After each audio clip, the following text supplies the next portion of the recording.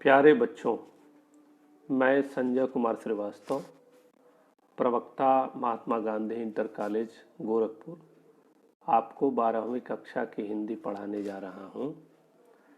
पिछले वीडियो में मैंने पवन दूतिका नामक पाठ के 4 छंदों पर चर्चा की थी। आज उसके आगे के छंदों पर मैं चर्चा करने जा रहा हूँ।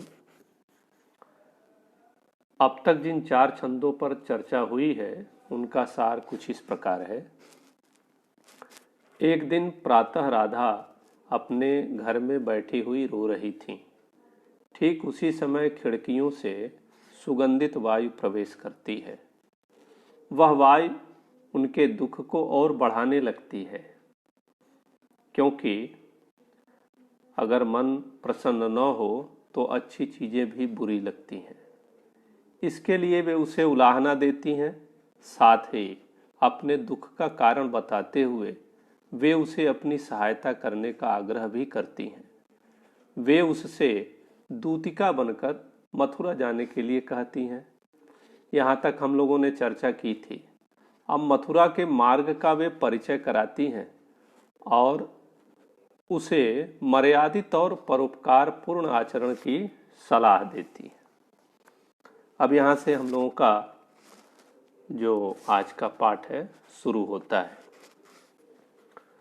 आपके सामने वे छंद यहाँ पर उभर आए हैं। ये 4 जो चौथा छंद है, ये पीछे जो पढ़ाई हुई है उसका यह छंद है। उसके आगे यहाँ से हम लोगों को पढ़ना है आज। थोड़ा आगे सरस रव का धाम सतपुष्प वाला, अच्छे अच्छे बहुद्रुम लतावान सौंदर्यशाली, प्यारा वृंदा विपिन मन को मुग्धकारी मिलेगा, आना जाना इस विपिन से मुह्य माना न होना। जाते जाते अगर पथ में क्लांत कोई दिखावे, तो जाके सन्निकट उसकी क्लांतियों को मिटाना, धीरे धीरे परस करके गात उत्ताप खोना, सदगंधों से श्रमित जन को हर्षितों सा बनाना। इन 2 छंदों में राधिका जी ने निवेदन किया है। वे बताती हैं कि जैसे ही तुम थोड़ा आगे बढ़ोगी, कहाँ से आगे, तो उन कुंजों से आगे।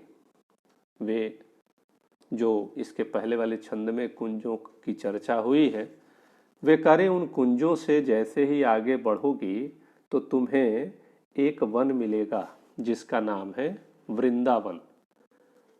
वृंदावन कैसा है उसके बारे में उन्होंने चर्चा की है कि वह क्या है। सरस रव का धाम। सरस रव, रव मने ध्वनि, आवाज, सरस मने मधुर, मधुर ध्वनियों का वह धाम है। वह ध्वनियाँ किसकी हैं, तो पक्षियों की हैं। वहाँ क्या हो रहा है, तो पक्षियों का कलरव होता है, मधुर स्वर में पक्षी कूजते हैं। और दूसरी विशेषता क्या है कि वह सतपुष्प वाला है। सतपुष्प वाला मने वहां पर मधुर फूल खिले हुए होंगे। अच्छे अच्छे बहुद्रुम, द्रुम मने वृक्ष, अच्छे अच्छे सुंदर सुंदर बहुत से वहां वृक्ष होंगे। लतावान, लतावान किसके लिए आया है, तो वृंदा विपिन के लिए। वहां पर बहुत सी लताएं मिलेंगी तुम्हें। तो लतावान सौंदर्यशाली प्यारा वृंदा विपिन मन को मुग्धकारी मिलेगा। और उस वन की जो अगली विशेषता है वह क्या है, वह मुग्धकारी है। मुग्धकारी मने मोह लेने वाला है, मोहित कर लेने वाला है अपने सौंदर्य से। ऐसा सौंदर्यशाली वृंदा विपिन तुम्हें मार्ग में मिलेगा।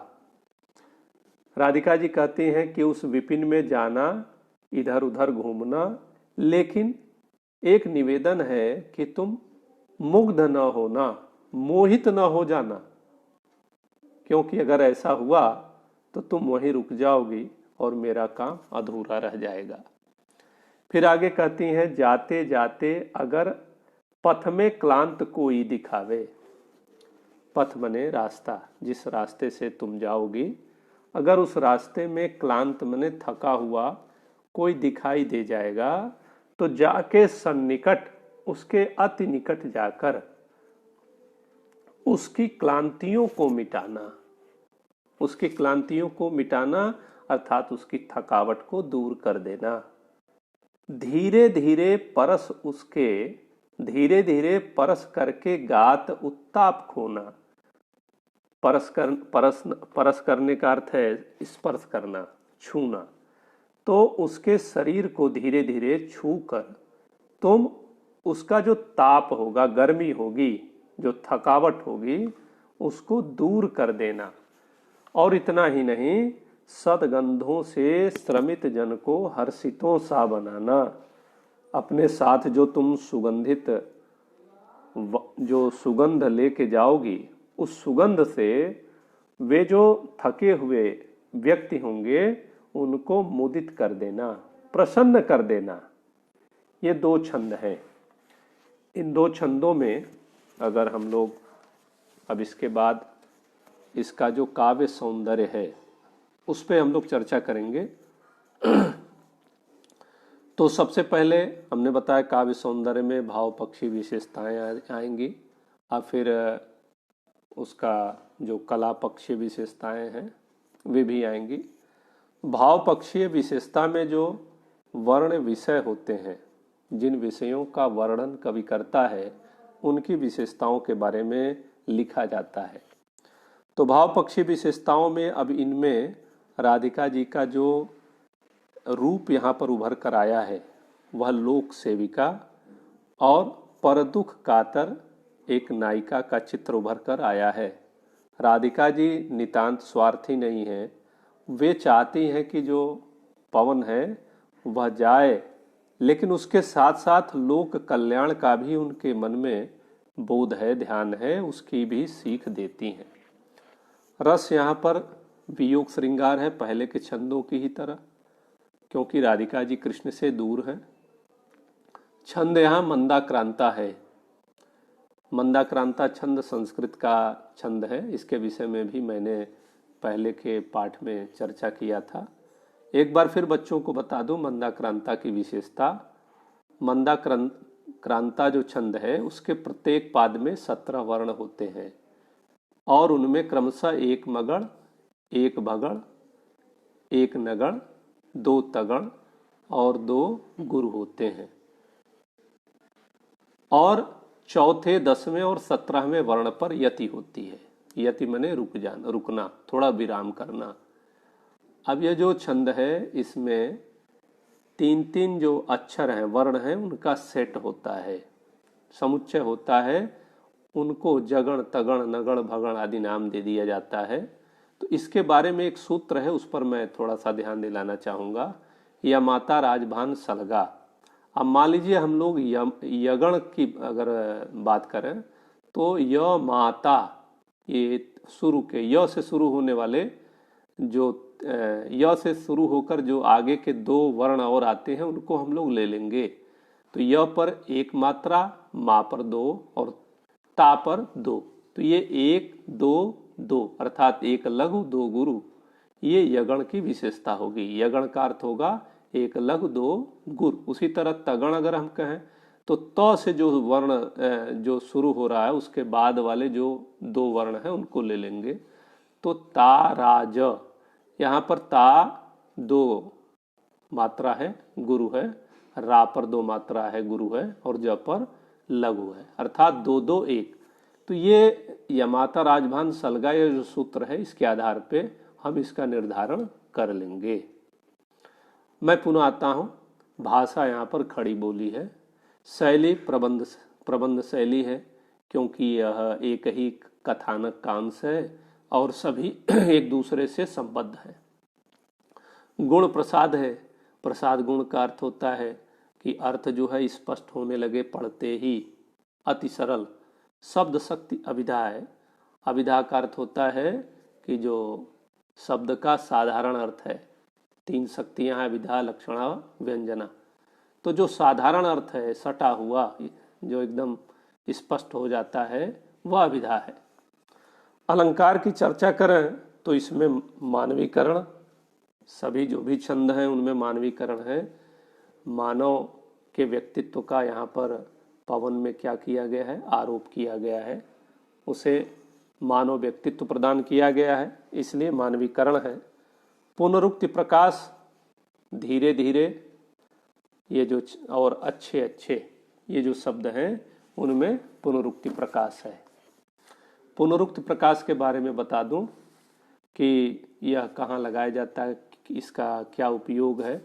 जब किसी उक्ति या कथन का सौंदर्य बढ़ाना अगर कवि चाहता है तो उसके सौंदर्य वर्धन के लिए यह शब्द या शब्दों की आवृत्ति कराता है, अर्थात सौंदर्य लाने के उद्देश्य से शब्द या शब्दों की यदि आवृत्ति हो पर अर्थ और अन्वय में अंतर न हो तब वहाँ पुनरुक्ति प्रकाश अलंकार होता है। तो इस परिभाषा के अनुसार ये दोनों जगहों पे अच्छे अच्छे और धीरे धीरे, यहाँ पे ध्यान से देखिए, जो पांचवा छंद है उसमें दूसरी लाइन में अच्छे अच्छे, और फिर यहाँ पर छठे छंद में तीसरी पंक्ति में धीरे धीरे, इन यहाँ पर पुनरुक्ति प्रकाश अलंकार है। अब आगे हम चलते हैं।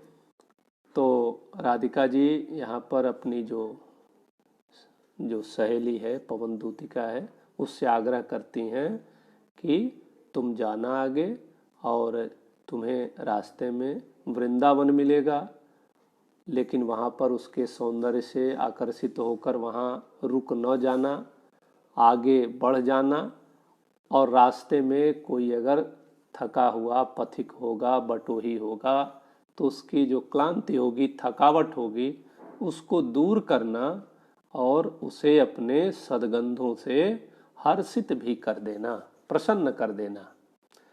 फिर आगे कहती हैं, लज्जाशीला पथिक महिला जो कहीं दृष्टि आए, होने देना विकृत वसना तो न तू सुंदरी को। अब यहां मर्यादा निश्चित कर रही हैं।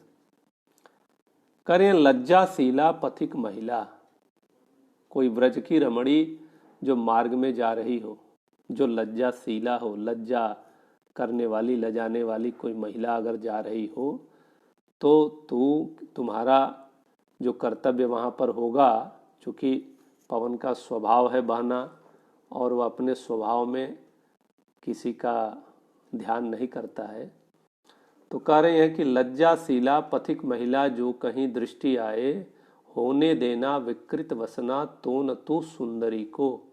तो कह रहे हैं कि हे सखी, तुम अगर रास्ते में कोई ब्रज की रमणी दिखाई दे तो थोड़ा अपनी मर्यादा का ध्यान करना, उसकी मर्यादा का ध्यान करना, और उसे विकृत वसना, उसके वस्त्रों को विखरने न देना, विकृत न होने देना, उसकी लाज का ध्यान देना। और फिर करें जो थोड़ी भी श्रमित वह हो, तुम्हें अगर थोड़ा भी लगता हो कि वह थकी हुई हो, श्रमित हो, तो गोद ले श्रांति खोना, तो उसको अपनी गोद में लेकर उसकी थकावट को मिटा देना।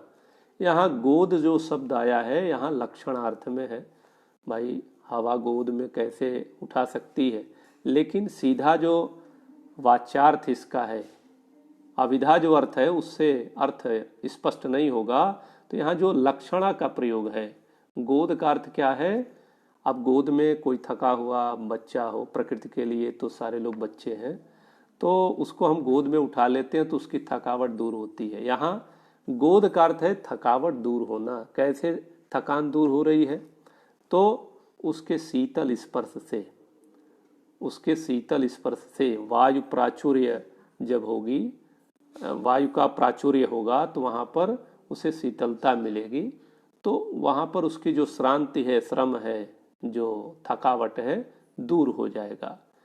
और वह जो थकी हुई स्त्री होगी तो उसके होठ क्या हो जाएंगे, थक जाता है जब व्यक्ति तो होठ सूख जाते हैं, और उसका मुख जैसा कमल भी क्या होता है, मुरझाने लगता है। तो कह रहे हैं कि तुम उन दोनों जो चीज़ें हैं, होठ है और उसका कमल जैसा मुख है, उसकी जो म्लानताएं, उसकी जो मलिनताएं हैं, उसको दूर कर देना, फिर से उसे ताजा कर देना। अगला छंद है, कोई क्लांता कृषक ललना खेत में जो दिखावे, धीरे धीरे परस उसकी क्लांतियों को मिटाना।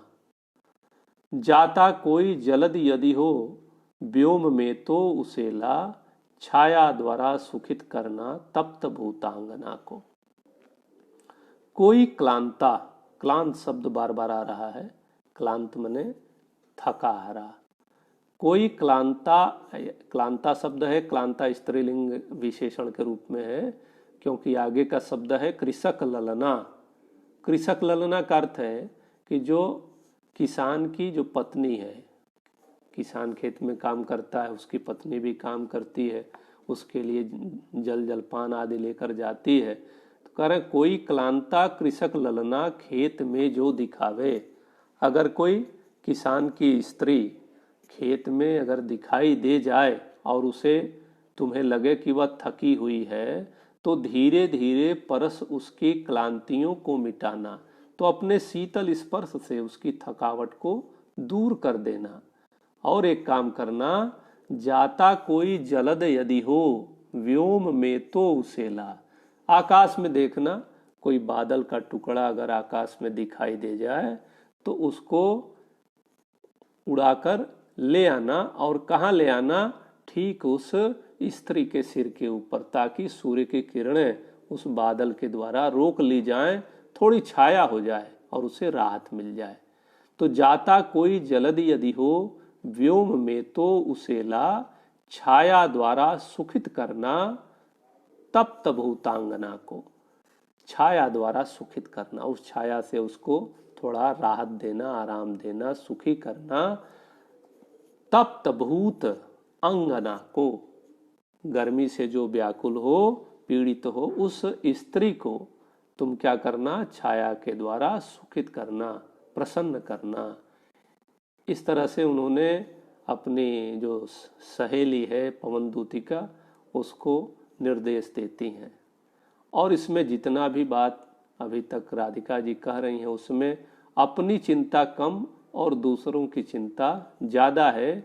इसीलिए राधा का यहाँ लोक सेविका रूप, पर दुख कातर नायिका वाला रूप प्रकट होता है। और मैंने पहले ही जब बताया था तो उसमें यह कहा था कि जो प्राचीन कथानक में नवीन उद्भावनाएं, तो यही प्राचीन कथानक में नवीन उद्भावनाएं यहाँ पर प्रकट हो रही हैं। कथानक प्राचीन है लेकिन बातें नवीन हैं। ये दो छंद यहाँ पर हमने बताया।